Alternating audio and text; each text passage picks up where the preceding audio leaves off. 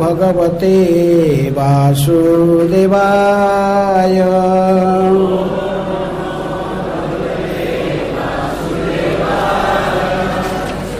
ओम नमः भगवते वासुदेवाय।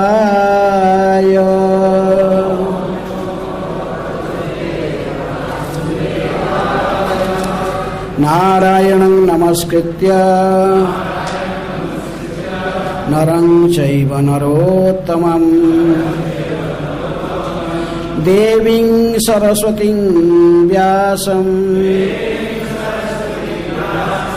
ततो जयमुदीरये। नष्टप्रायेषु अभद्रेषु नित्यं भागवत सेवया। भगवते उत्तम श्लोके भक्तिर्भवति नैष्ठिके। श्रीमद् भागवतम से पाठ, सप्तम स्कंध, अध्याय 6। प्रहलाद द्वारा अपने असुर सहपाठियों को उपदेश। इस अध्याय के आज 17 और 18 नंबर श्लोक। जतो न कश्चि कोच कुत्रचित् वा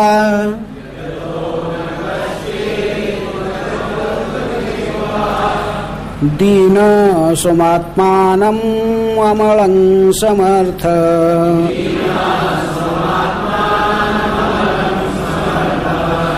विमोचितुं काम दृशां विहार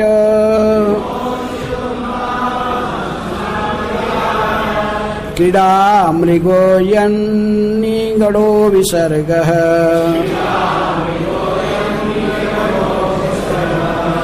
ततो विदुरात् परिहृत्य दत्या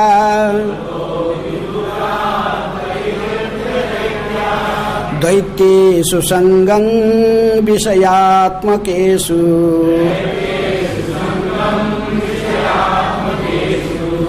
उपेत नारायणमादिदेवं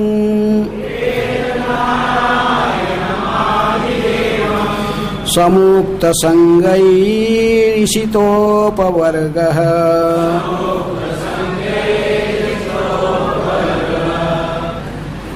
शब्दार्थ। यतः क्योंकि, न कभी नहीं, कश्चित कोई, को किसी भी स्थान में, च भी, कुत्रचित किसी समय, बा अथवा, दीनः अल्प ज्ञान वाला, स्वयं अपना, आत्मानं स्वयं, अलम अत्यधिक, समर्थः सशक्त, विमोचितुं मुक्त करने के लिए, कामदृशां कामलोलुप स्त्रियों का, विहार विषय सुख में, क्रीड़ा मृगः खिलौना मनोरंजन का साधन, यत् जिसमें, निगड़ः जो भवबंधन की जंजीर है, विसर्गः पारिवारिक संबंध का विस्तार, यतः ततः ऐसे परिस्थिति में, विदुरात् दूर से ही, परिहृत्य त्याग करके, दैत्याः हे दैत्यों की पुत्र मेरे मित्रों, दैत्येषु दैत्यों के मध्य, संगम साथ, विषय आत्मकेषु जिन्हें इंद्रिय भोग की लत है, जो व्यसनी है, उपेत पास जाना चाहिए। नारायणम, पूर्ण पुरुषोत्तम भगवान नारायण के, आदिदेवम, समस्त देवताओं के उद्गम, सह बह मुक्त संगही, मुक्त पुरुषों की संगति द्वारा, इशितः इच्छित, अपवर्ग मुक्ति की आशा व मुक्ति का मार्ग। अनुवाद तथा तात्पर्य कृष्ण कृपा स्मृति अभय चरणारविंद भक्ति वेदांत स्वामी श्रील प्रभुपाद जी के द्वारा। श्रील प्रभुपाद की जय। अनुवाद। हे मित्रों, हे दैत्य पुत्रों, यह निश्चित है कि भगवान के ज्ञान से विहीन कोई भी अपने को किसी काल या किसी देश में मुक्त करने में समर्थ नहीं रहा है। उल्टे ऐसे ज्ञान विहीन लोग भौतिक नियमों से बंध जाते हैं। वे वास्तव में इंद्रिय विषय में लिप्त रहते हैं और उनका लक्ष्य स्त्रियां होती है। निसंदेह है ऐसे लोग आकर्षक स्त्रियों के हाथ के खिलौने बने रहते हैं। ऐसे ही जीवन धारणाओं के शिकार बनकर वे बच्चों, नातियों तथा पण नातियां से घिरे रहते हैं और इस तरह वे भवबंधन की जंजीर से जकड़ जाते हैं। जो लोग ऐसे जीवन धारणा में बुरी तरह लिप्त रहते हैं वे दैत्य कहलाते हैं। इसीलिए यद्यपि सभी दैत्यों की, यदियो तुम सभी दैत्यों के पुत्र हो, किंतु ऐसे व्यक्तियों से दूर रहो और पूर्ण पुरुषोत्तम भगवान नारायण के शरण ग्रहण करो जो समस्त देवताओं के उद्गम है। क्योंकि नारायण भक्तों का चरम लक्ष्य भवबंधन से मुक्ति पाना है। तात्पर्य। प्रहलाद महाराज यह दार्शनिक धारणा बताए रहे हैं। मनुष्य को गृहस्थ जीवन के अंधकूप को त्याग कर पूर्ण पुरुषोत्तम भगवान के चरण कमलों की शरण ग्रहण करने के लिए जंगल में चले जाना चाहिए। हित्वात्मपातं गृहम अंधकूपं वनंगतो यत् हरिमाश्रयेत। इस श्लोक में भी वे इसी बात पर बल दे रहे हैं। मानव समाज के इतिहास में कोई कभी या कहीं भी अपने परिवार के स्नेह तथा आसक्ति के कारण मोक्ष नहीं प्राप्त कर सका है।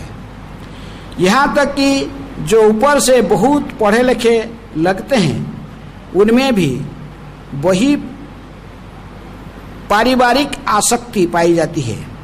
यहाँ तक कि वृद्धावस्था या अशक्तावस्था में भी वे अपने परिवारों की संगति नहीं छोड़ सकते, क्योंकि वे इंद्रिय भोग के प्रति आसक्त रहते हैं।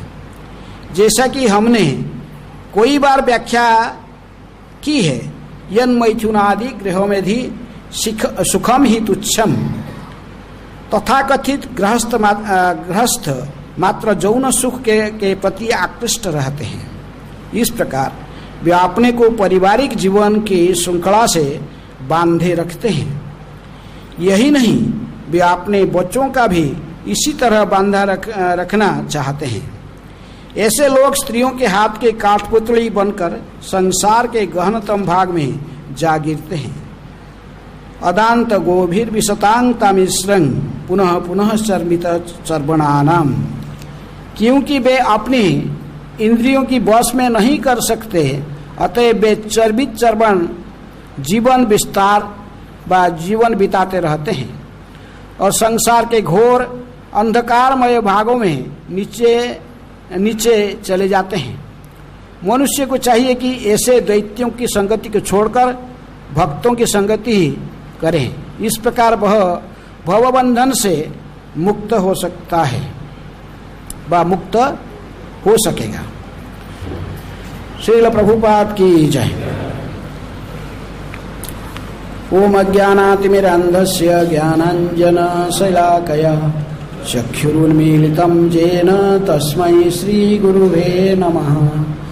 श्रीचैतन्यमनोभीष्टं स्थापितं येन भूतले स्वयं रूप कदा मह्यं ददाति स्वपदान्तिकम्।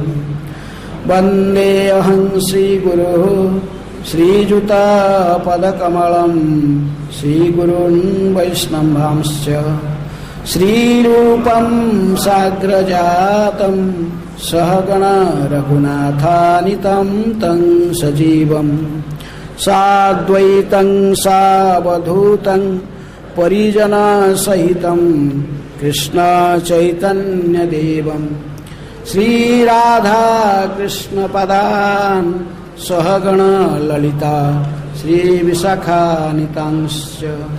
नमो विष्णुपादाय कृष्णप्रेष्ठाय भूतले श्रीमते भक्तिवेदान्त स्वामिनिति नामिने। नमस्ते सारस्वते देवे गौरवाणी प्रचारिणे निर्विशेष शून्यवादी पाश्चात्य देशतारिणे। नमो महावदान्याय कृष्ण प्रेम प्रदायते कृष्णाय कृष्ण चैतन्य नामिने गौरतिसे नमः। हे कृष्ण करुणा सिंधु दीनबंधु जगत्पते गोपेश गोपिका कांत राधा कांत नमस्तुते। तप्त कांचन गौरांगी राधे वृंदावनेश्वरी वृषभानुपुते सुते देवी प्रणमामि हरिप्रिये। वाञ्छा कल्पतरुभ्यश्च कृपा सिन्धुभ्येव च पतितानां पावनेभ्यो वैष्णवेभ्यो नमो नमः। श्रीकृष्ण चैतन्य प्रभु नित्यानंद श्री अद्वैत गदाधर श्रीवासादि गौरभक्तवृंद। हरे कृष्णा कृष्ण कृष्ण हरे हरे हरे राम राम राम हरे हरे। आज ये दो श्लोक एक साथ में है, 17 और 18। 17 नंबर श्लोक में भौतिक जगत में व भौतिक संसार में कैसे जीव भवबंधन में जकड़ जाता है तो उसको बताए, और दूसरे श्लोक में उसमें उसी भवबंधन से मुक्त होने के उपाय बताया गया। प्रभुपाद जी श्लोक में कहते कि प्रकृति में ये श्लोक ये पहले से ही प्रहलाद महाराज जो शिक्षा अपने पिताजी को बताए थे, किसको? हिरण्यकशिपु को। वही शिक्षा के ऊपर ये वो सबसे पहला जो बताए थे अपने पिताजी को, तत्साधु मन्ये असुर वर्ज्य देहिनां सदा समुद्विग्न धियाम असद्ग्राहात हित्वात्मपातं गृहमंधकूपम वनं गच्छन्तुम हरिमाश्रयेत। जब हिरण्यकशिपु ने पूछा था अपने बेटा प्रहलाद को सबसे पहले गोद में बैठाकर कि क्या सीखा, तो जो सीखा बहुत कुछ सीखा होगा गुरु से, लेकिन सबसे जो तुमको जो अच्छा लगा वही माने फ्री माइंड में बोलो क्या है। तो जो ना तभी प्रहलाद ने ये कहे कि हे असुरो वर्ज्य देहिना, किसको? हिरण्यकशिपु को ये संबोधित किए थे। कहे कि आप असुरों में श्रेष्ठ है, कहे ना कि हे पिताजी सीधे। तो बोलते कि पिताजी मैं इसी को सबसे श्रेष्ठ मानता हूँ। किसको श्रेष्ठ मानता हूँ ना? मनुष्य को चाहिए कि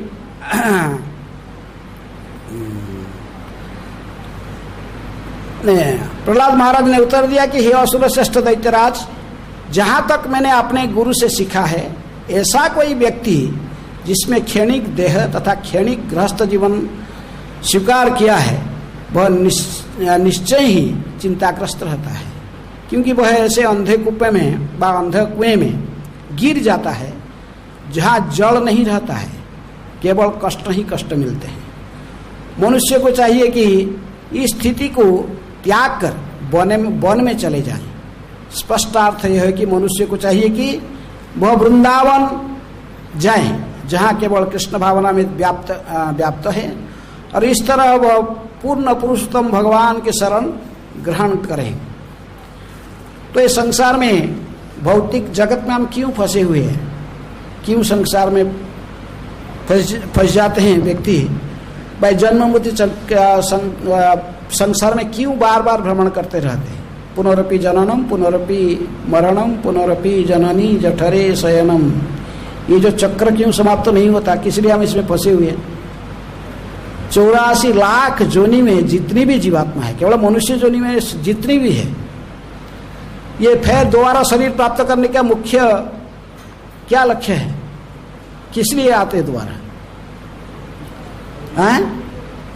सभी को चारों चीज चाहिए, आहार, निद्रा, भय, मैथुन। ये कोई चढ़िया कोई चढ़े कहीं दिया है, गौशाला दिया है, तो सुबह सुबह उठकर वो चढ़े जो बच्चे क्या शुरू करते हैं? चा चा चा चा, वो अपने भाषा में बोलते हैं। कहाँ खाना मिलेगा हैं? और सूर्य सुबह से ही शुरू हो जाता है, वही चिंता, आहार। फिर जो तो घोंसला बना दिया, कम से कम अच्छा से वो शुरू रहेगा। जब कोई वो दूसरा पशु अन्य दूसरे प्राणी आकर उसको नष्ट न कर दे, बाद कोई सांप आदि आकर उसको उसके अंदर प्रवेश न कर जाए, तो सुरक्षित है। और वही पक्षी की जोनी में, पशु की जोनी में, 84 लाख जोनी में प्रत्येक जीव को मैथुन चाहिए। हाँ, स्त्री, प्रत्येक में स्त्रीलिंग और पुंगलिंग दोनों है, पुरुष और स्त्री हैं। ये संसार में हम इसीलिए फंसे रहते हैं क्योंकि हमारे यही आकर्षण है, पुरुष के आकर्षण स्त्री के प्रति, स्त्री का आकर्षण पुरुष के प्रति। ये आकर्षण जब छूट जाएगा तो बंधन भी छूट जाएगा। हाँ? जो कि हम है नहीं उसको है मानते, से कहते माया। हाँ? भगवान कहते माया कैसे कहते हैं? ऋतेर्थम जब प्रतीयत न प्रतीयत चात्मनि तद्विद्यादात्मनो मायाम यथा भास यथातम। भगवान कहते हैं कि जो मेरे संबंधित नहीं, भागवत की चतुश्लोकी की दूसरा श्लोक में भगवान कहते हैं जो भगवान कृष्ण के साथ संबंधित नहीं है तो उसी को कहते हैं माया। जिस ज्ञान भगवान के साथ, जिन ज्ञान के माध्यम से हम भगवत प्राप्ति करने का मार्ग को नहीं प्राप्त कर सकते, भगवान से हमको जो दूर करता है तो ही माया है। जो है नहीं उसको हम है मानते हैं। हम जितने भी यहाँ पर बैठे हैं, कोई पुरुष के शरीर में, कोई स्त्री के शरीर में, कोई स्त्री है ना कोई पुरुष है नहीं? कौन है? अहम ब्रह्मस्मि कहता ना, मैं ब्रह्मन हूँ। अपना अपनी इच्छा के आधार पर हमको शरीर मिला। भगवान जबरिया किसको शरीर दिया? नहीं। जो जैसे प्रारब्ध, जैसे ही इच्छा प्रकट किया, इच्छा के आधार है, इच्छा के आधार पर है। जंतु देह प्रपत्यते, जो जंतु तो शरीर प्राप्त करता दैव नेत्रेण, हाँ, लेकिन कर्मेण दैव नेत्रेण, जैसे जैसे कर्म किया उसी के विचार करके ही दैव के बड़ा हमको शरीर दिया है। लेकिन ये गारंटी नहीं कि हमें शरीर में, पुरुष शरीर में है तो अगला शरीर, अगला जन्म भी पुरुष शरीर में रहेगा। कोई पुरुष यदि स्त्री आसक्त होता तो अगला शरीर उसका स्त्री का है, और यदि स्त्री पुरुष आसक्त रहता तो अंत समय में, जैसे वो नारद मुनि ने समझा है चौथा स्कंद में, पुरंजन के उपाख्यान में है, तो यदि स्त्री पुरुष के चिंतन करके अंत समय में शरीर त्यागेगा, क्योंकि साधारण स्त्री पुरुष पति पत्नी में आप सबसे प्रेम तथा कथित सांसारिक प्रेम रहता है, तो इसलिए अंत समय में स्त्री का चिंतन पति में होता है, पति का चिंतन, बस अगला शरीर पति को स्त्री और पत्नी को पुरुष शरीर मिल जाता है। इसलिए शरीर परमानेंट नहीं है। ये बंधन इसी के लिए क्योंकि हमारा मन में यही काम वासना के कारण है। हमारा मन में जो मैथुन इच्छा है, इसीलिए हम फंस जाते हैं संसार में, बार बार जन्म चक्र में भटकते रहते हैं। ये यहाँ पर कहते कि काम दृशांग विहार क्रीड़ा मृगन, एक स्त्री के हाथ में पुरुष को कैसे बनते हैं प्रकृति में है, एक क्रीड़ा मृग कैसे खेलना जैसे बन जाता है। स्त्री पुरुष को कैसे आकर्षित करती है। एक तो उनकी बोली बहुत मीठे होता है, सुंदरता, उनकी वचन बोलना मीठी होता है, और जीवा को सबसे हमारा जो पहला इंद्रिया जिसको तृप्त करने से फिर अन्य इच्छा, तो जीवा को तृप्त करने के लिए पत्नी क्या करती है, अच्छे अच्छे खाना बना के देती है, तो कृष्ण को अर्पण करके चाहे वो खाया, और खाना खाया तो फिर जीवा, उपदेशामृत में कहते हैं रूप गोस्वामी, जीवा उदर जननेन्द्रिय, तीनों एक लाइन में है, तीनों को तृप्त करती है। जीवा की तृप्त होता है, उदर भी तृप्त होता है, और मथुना आदि माध्यम से वो तो उसको भी तृप्त करता है जननेन्द्रिय। तो उसी से जकड़ जाते हैं, गृह अंधकूप में फंस जाता है व्यक्ति, सोचता कि यही प्रकृति में सुख है, हाँ यही, इससे और कोई दूसरा सुख नहीं है। तो इसलिए प्रभुपाद जी कहे कि तात्पर्य में कहते कि हित्वात्मपातं गृह अंधकूपम, हाँ ये गृह अंधकूप में तो फंस गए हो, इसको छोड़कर कहाँ चला जाना चाहिए, वन में चला जाना चाहिए, हरि को आश्रय करना चाहिए। यदि इस श्लोक में कहे कि नारायण को आश्रय करना, भगवान नारायण के चरणारविंद को आश्रय करने के लिए श्लोक कह रहा उपेत नारायण आदिदेव, हाँ, लेकिन पहले श्लोक में कहे थे कि प्रहलाद महाराज ने कहे थे कि असुर वज्र ही ना, कि हे असुरों के श्रेष्ठ, आपको अभी समय हो गया वानप्रस्थ लेने की, घर छोड़ के जाओ, कहाँ, वन में चला जाने। कौन सा वन में, प्रभुपाद जी कहते कि वृंदावन में, क्योंकि चैतन्य महाप्रभु जब रामानंद राय को पूछे थे, सर्वत तेजी जीवेर कहाँ वास, सब कुछ छोड़कर जीवात्मा कहाँ वास करेगा, जीव कहाँ वास करेगा, तो अभी क्या उत्तर दिए थे, श्री वृंदावन धाम जहाँ नित्य लीला रस। तो वृंदावन में ऐसे पहले कहे थे, यहाँ जैसे ही, तो इसलिए घर को त्यागना चाहिए। यदि हम ठीक है हमें पूरे निवृत्ति मार्ग को शुरू से फॉलो नहीं कर सकेंगे, सीधे ब्रह्मचारी, प्रभुपाद जी कहते थे ब्रह्मचारी से डायरेक्ट सन्यासी इज फर्स्ट क्लास, जो नहीं कर पाएगा इसको कृत्रिम रूप में भी फॉलो नहीं करना चाहिए। जब तक आपके मन में कामनाएं वासनाएं भरा हुआ है, मैथुन इच्छा संपूर्ण नष्ट नहीं हुआ, तब तक आपको कृत्रिम रूप में सन्यास आश्रम नहीं ग्रहण करना चाहिए। तो कृत्रिम तो फिर क्या करेगा, हाँ, तो गृहस्थाश्रम प्रवेश करेगा, ठीक है, गृहस्थाश्रम प्रवेश किया, लेकिन तब ठीक वर्णाश्रम धर्म को पालन करो। 25 साल तक ब्रह्मचारी, 25 साल के बाद 25 से 50 वानप्रस्थ है, नहीं सॉरी 25 से 50 गृहस्थ है, गृहस्थ जीवन 25 से 50 तक बस। इसके बाद इंद्रिय शिथिल होते हैं, 50 के बाद कहते कि वानप्रस्थ में जाओ। वानप्रस्थ में स्त्री रह सकता है पति के साथ, है, वानप्रस्थ में स्त्री रह सकता है पति के साथ, लेकिन मैथुन आगार जीवन नहीं, मैथुन सुख नहीं। मैथुन को बन कर केवल पति पत्नी दोनों परस्पर में सहायता करते हैं, किसमें, भगवान की भक्ति में, केवल भगवान की भक्ति में आगे बढ़ने के लिए और सहायता केवल करती है। जैसे धृतराष्ट्र चला गया, गांधारी उनके साथ गई, लेकिन वो सहायता केवल सहायता करने के लिए, इंद्रिय सुख के लिए नहीं, भक्ति में सहायता करने के लिए।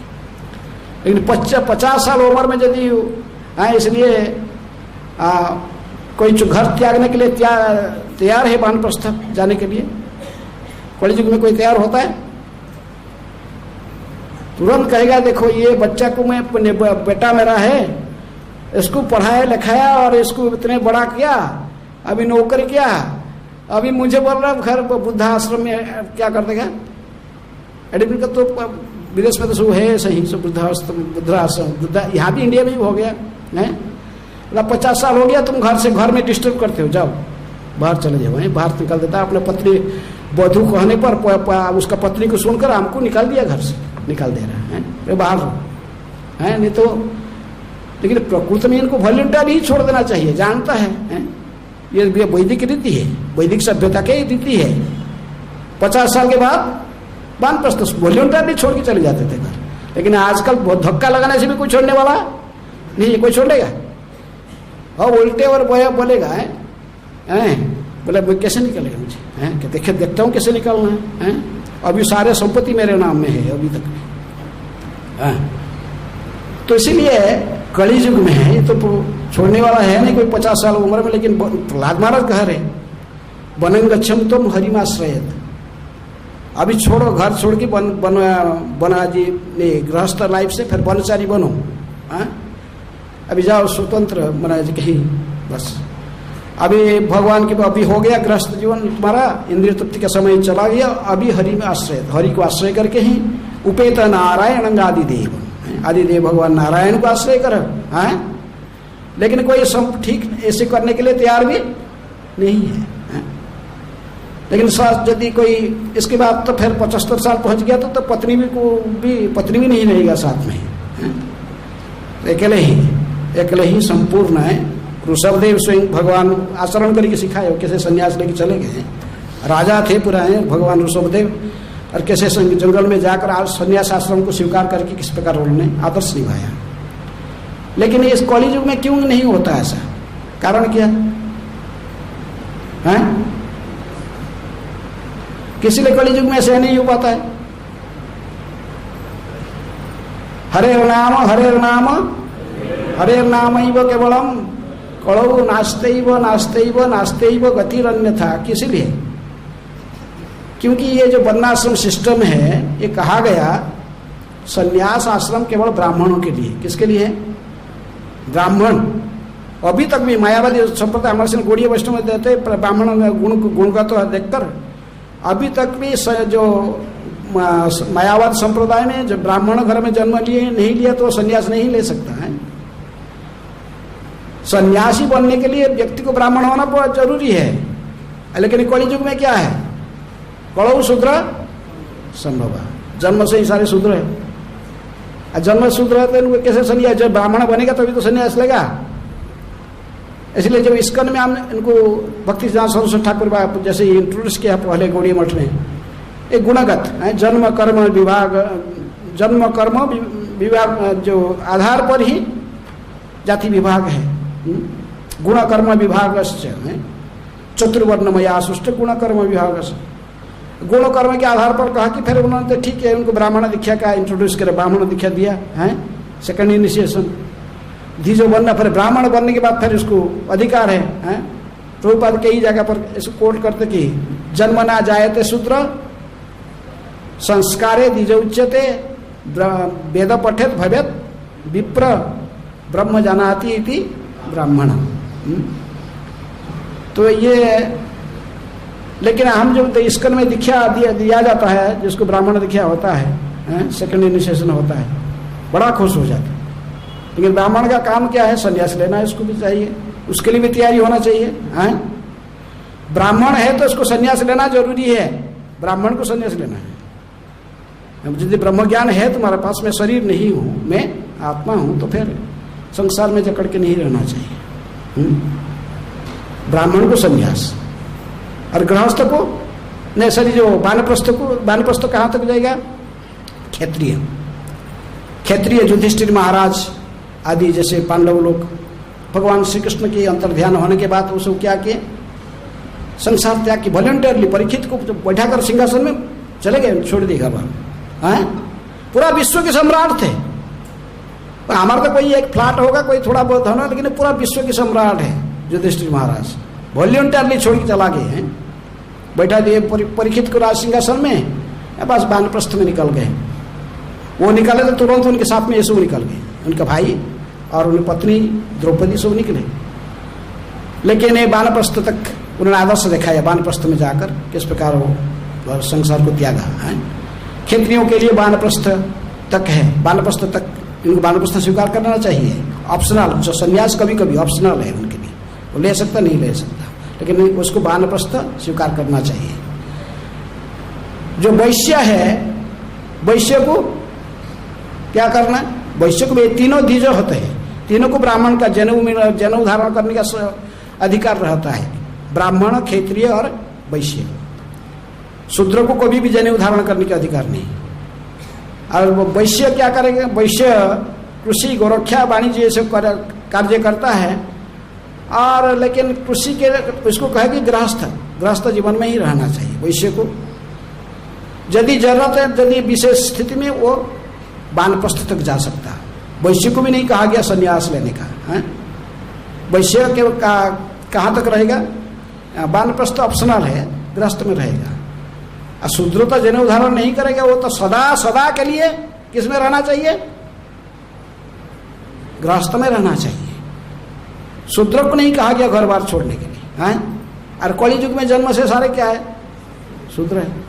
और उसमें से यदि कोई हाईएस्ट उठेगा, चेतना को आगे बढ़ाएगा, चेतना को वृद्धि करेगा, तो फिर वो आगे बढ़ेगा ब्राह्मण तक। यदि ब्राह्मण का गुण है हासिल करेगा, फिर आस्ते आस्ते। लेकिन हमारे इसका यदि वो ये गुणगत होना चाहिए, हम देखते कि जनेऊ धारण करने से भी कोई ब्राह्मण का गुण होता ना क्या है? जजन जाजन पठन पाठन दान प्रतिग्रह सत्कर्म निपुण अभिप्राय।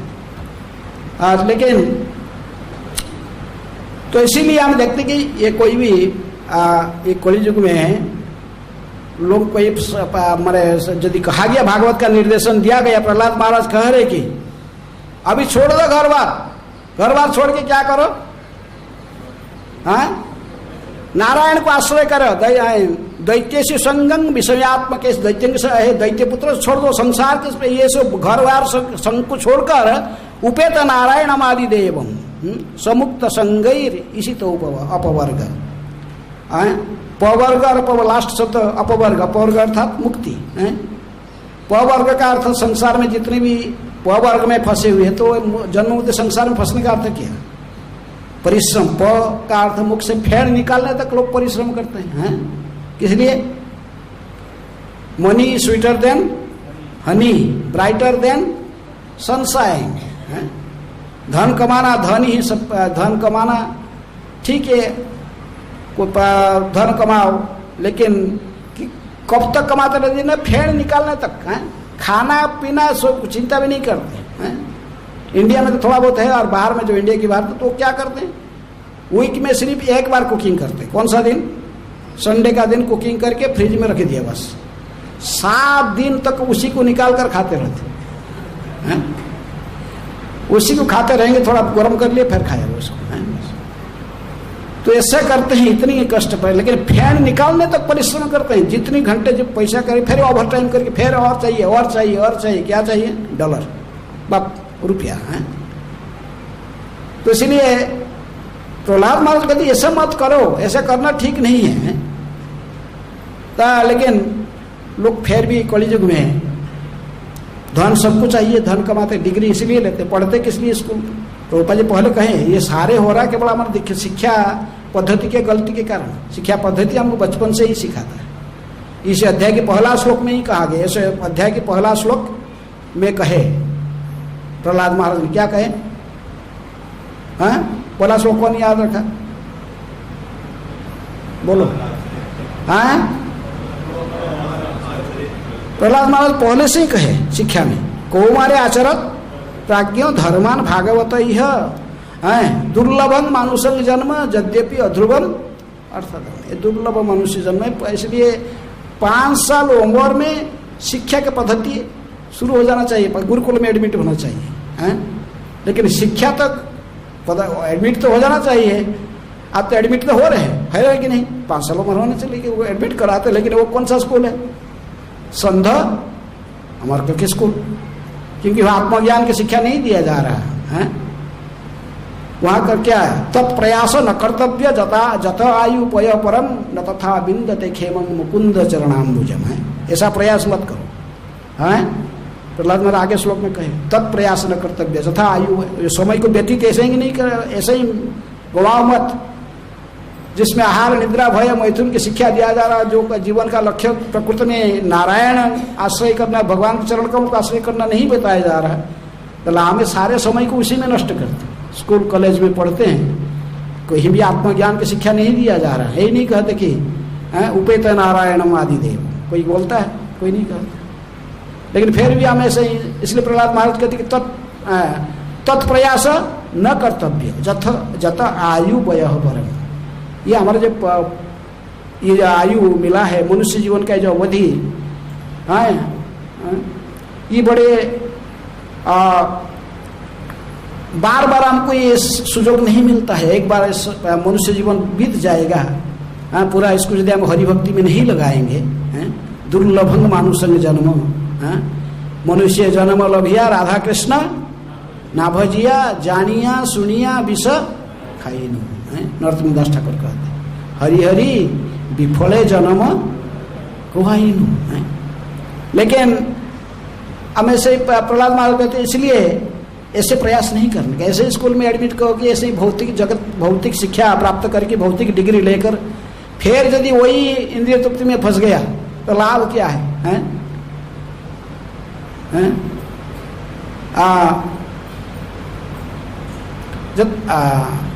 जत आयु वयो परम न तथा बिंदते खेमं मुकुंद चरणाम्बुजम। लेकिन प्रकृत हमारा कर्तव्य क्या है? भगवान मुकुंद की चरण कमल को आश्रय करना है। लेकिन ये यदि नहीं हो रहा तो फिर वो शिक्षा बेकार पूरा वृथा गया है।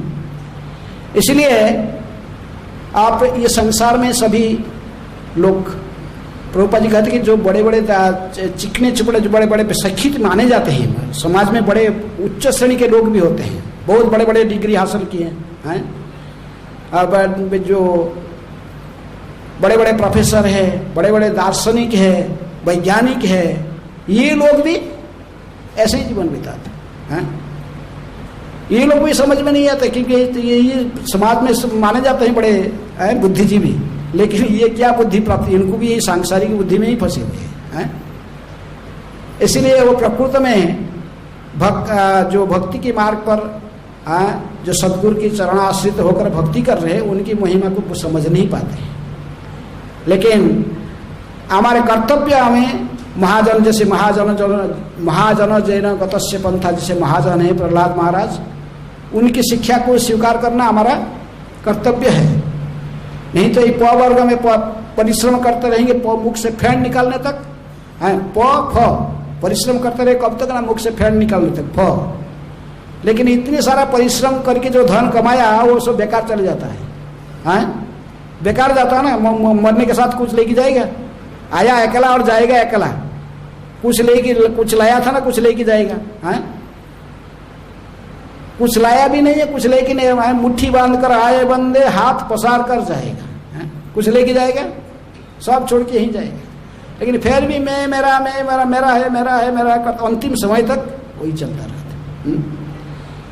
तो इसलिए बेकार जाता है सारा परिश्रम। अंत में मृत्यु आकर, मृत्यु सर्वहरश्चा, सब हरण कर लेता है। लेकिन अ लगने से, उसके नकार अर्थ में लगने से अ शब्द लगता तो नकार अर्थ में होता है, अर्थात अपवर्ग है। मुक्त संगैर, इसी तो अपवर्ग मुक्त संगैर, क्योंकि मुक्त लोगों की जो प्रकृति में संसार के बंधन से मुक्त है, उन्हीं के संग करने के लिए हमको प्रहलाद महाराज कह रहे हैं। नहीं तो हम संसार के बंधन में जरूरत संसार कहते कि जोशिता संगी संग, जो जोशिता स्त्री के संग करता है, बस स्त्री के संगियों की संगी करता है, तमोद्वार, वो कहाँ जाता है? तमोद्वार, नरक की गेट में जाता है, नरक के द्वार में जाता है। और मुक्त क्या, मुक्त संग का कौन है? यदि साधु की संग करेगा तभी कहाँ जाएगा? आहुर विमुक्त, द्वारम आहुर विमुक्त है। तो इसके द्वार गेट वैकुंठ के मार्ग पर जाएगा।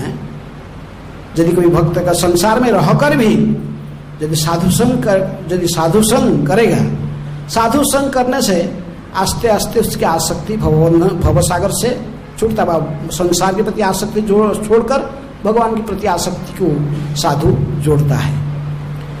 तो इसलिए सत्संग करने की कहा गया। हमें सत्संग यदि छोड़ते हैं तो फिर हमारा आस्ते आस्ते हमारा आसक्ति किस में लगता है? संसार में। संसार में इन्हें आसक्ति जो संसार में होता था, आस्ते आस्ते में हमारे मार्ग जो नरक को जाने का गेट खुल जाता है। लेकिन यदि हम इसको छोड़कर साधु संग करेंगे, सत्संग में बैठकर हरि कथा श्रवण करेंगे, भगवान कहते कि मेरी भक्त तो वैसे ही होते हैं, मच्चित मद्गत प्राण बोधयंत परस्परम कथयंतश्च माम नित्यम तुष्यन्ति च रमन्ति च। मेरे भक्त तो ऐसे होते कि इनकी संपूर्ण मति मेरी चरण कमल में लगा रहता है, इनके संपूर्ण जीवन काल मेरी सेवा में समर्पित रहता। मच्चित मद्गत प्राण, और परस्पर में सदा मेरे बारे में ही चर्चा करते। बोधयंत परस्परम कथयंतश्च माम नित्यम, सदा मेरे बारे में ही वार्तालाप चर्चा करते हैं, उसी के श्रवण कीर्तन में लगे रहते हैं। बोधयंत परस्परम कथयंत माम नित्यम तुष्यंती रमंती, इसी में इनको परमातृप्ति आनंद प्राप्त होता है।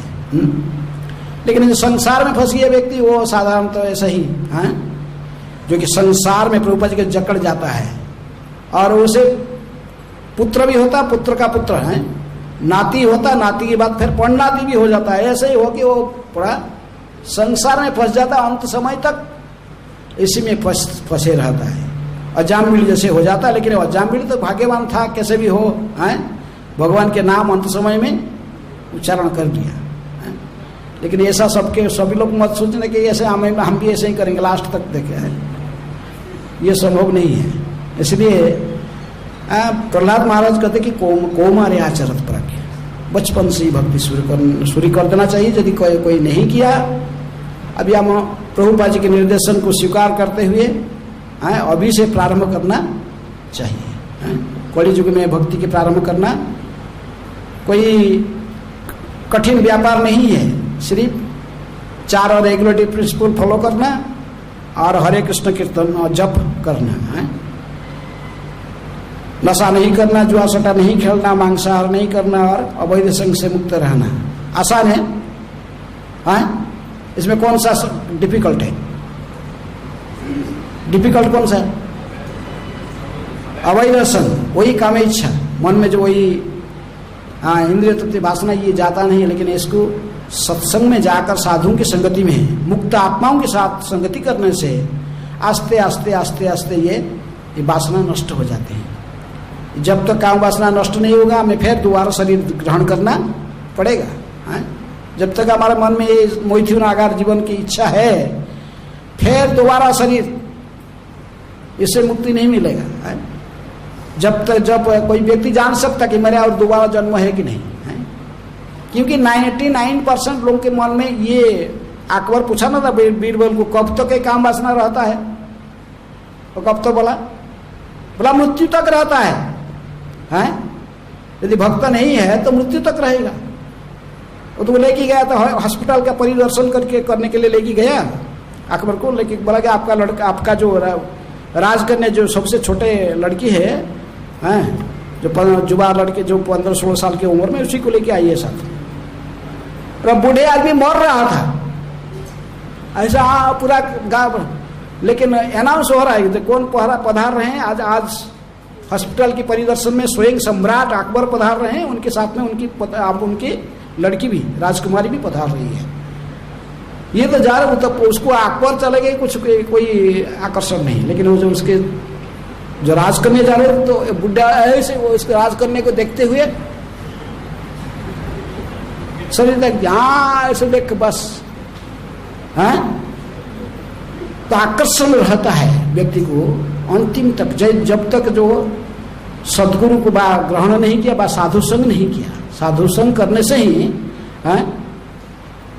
तो फिर आस्ते आस्ते साधु की कृपा से, साधु संग से, हरि कथा श्रवण करके ही, हरि कथा कीर्तन करके ही आस्ते आस्ते आसक्ति से मुक्त किया जाता है, नहीं तो नहीं। उसी बात को प्रहलाद महाराज भी कहते कि इसलिए है दैत्यों के पुत्र, यदि आप लोग सब राक्षस के पुत्र हो, लेकिन आप इनके संग छोड़ दो, घर व ये संग छोड़ के उपेत नारायण माया, भगवान नारायण के चरण कमल को आश्रय करो। कैसे आश्रय होगा ना? मुक्त संगैर इसी तो अपवर, जो मुक्त आत्माएं हैं, साधु है, उनकी संगति करो, जो मुक्त है।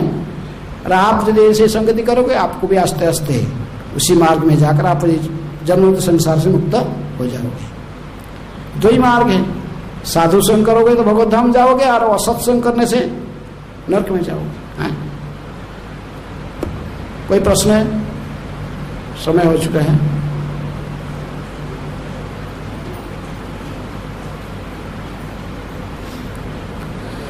यस,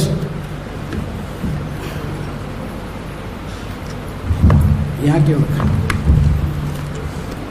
जल्दी जल्दी, क्विक।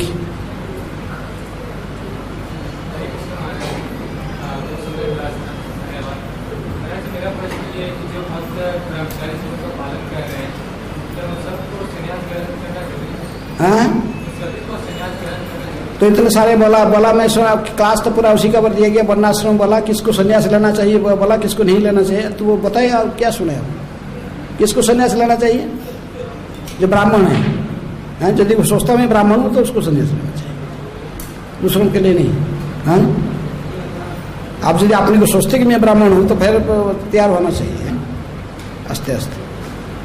क्षेत्रीय वैश्य शूद्रों को नहीं कहा गया संन्यास लेने के लिए, तो केवल ब्राह्मणों के लिए। जो ब्राह्मण फिर भी, ब्राह्मणों में फिर जो उपयुक्त समझता अपने जो वेद वेदांग पारंगम होता है, वो सोचता है कि मैं ब्राह्मण हूँ, तो फिर उसको संन्यास लेना चाहिए। संन्यास आश्रम सबके लिए नहीं होता, लेकिन भक्ति सब लोग कर सकते।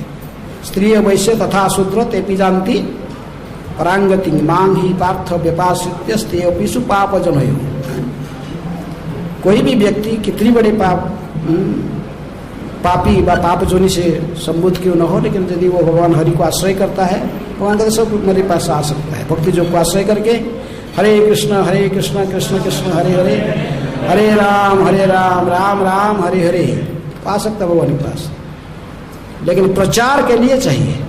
हाँ, प्रचार के लिए यदि आप सबको उद्धार करना चाहोगे तो फिर इसलिए प्रभुपाद जी ने भी संन्यास लिया, फिर प्रचार में नहीं। भक्तिज्ञान सरस्वती ठाकुर ने इसलिए स्टार्ट किए।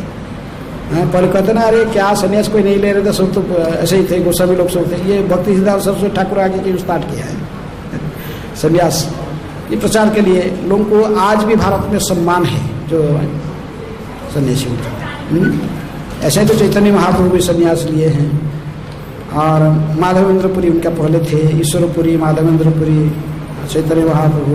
हमारे चार वैष्णव आचार्य, चार आचार्य, माधवाचार्य, रामानुजाचार्य, निम्बार्क स्वामी और विष्णु स्वामी, ये सभी सन्यासी हैं। इसलिए सन्यास जिसको जो सोचता है कि मैं सारा जगत का कल्याण करूंगा तो फिर उसको चाहिए, नहीं तो सन्यास लेके कोई चुपचाप 12 सन्यासी का भक्ति सिद्धांत कहती 12 सन्यासी हमको नहीं चाहिए, तो सन्यासी लेके चुपचाप घर में बैठना है, ऐसे नहीं। लेकिन यदि प्रचार सही करना चाहते तो जिसको इच्छा है वो ले सकते, सबके लिए कंपल्सरी थोड़ी कहा गया। महाराज बहुत अच्छे बताया। मेरे प्रश्न है कि जिसे चैतन्य महाप्रभु ने बोला हो कि जाके तारे कहो कृष्ण उपदेश, तो कोई भी भक्त अपने आप को ये कब ऐसे सोच सकता है कि हम ये किसी को प्रीच ऐसे कुछ कर सकते हैं? कोई भी भक्त अपने आप को कब ये समझ सकता है कि हम प्रीच कर सकते हैं? फिर ये जो उपदेश है कृष्ण चैतन्य कृष्ण भावना, गुरु आदेश, यदि गुरु का आदेश है तो बस प्रचार करेगा। हमारा आज्ञा कहो, आप कह रहे ना, तो हमारा आज्ञा ही गुरु है या तारो ही देश है, तो कब प्रीचिंग करेगा? जब पढ़ेगा, जो पढ़ता है उसको बोलना चाहिए। ये नहीं कि पूरा कंप्लीट करूंगा मैं पढ़ूंगा, नहीं, इसके बाद प्रचार को ऐसा नहीं कहा। जितना पढ़ा उसको दूसरे को बोलना, जितनी ज्ञान है इतने दूसरे को बोलना, इसी के माध्यम से बढ़ेगा तुम्हारा रिमेम्बरिंग पावर है, इसको याद करने के लिए। जो प्रचार नहीं करता, ज्ञान होता प्रचार नहीं करता, उसको कृपण कहते हैं, वो माइजर है। लेकिन प्रभुपाद जी कहते थे, वो श्याम सुंदर प्रभु की लड़की थी सरस्वती, कुछ नहीं जानती, बच्ची थी 4 साल की, लेकिन वो प्रभुपाद हाउस के गेट में खड़ा रहती थी। जो भी आता था उसको कहता था कि कृष्ण कौन है, बोलो बोलो बोलो, जब तक नहीं बोलेगा बोलते था। तुमने वो बोलेगा I don't know, Krishna is the supreme personality of a God head, बोलो बस। तो बोले दिस इज पिचिंग है, बच्चे पिचिंग कर सकता है, पिचिंग कोई भी कर सकता है। जितने ज्ञान है उसको दूसरे को बताना एक गुरु आदेश से बताना चाहिए इसको, है ठीक है। ओके, हरे कृष्ण। श्रील प्रभुपाद की जय।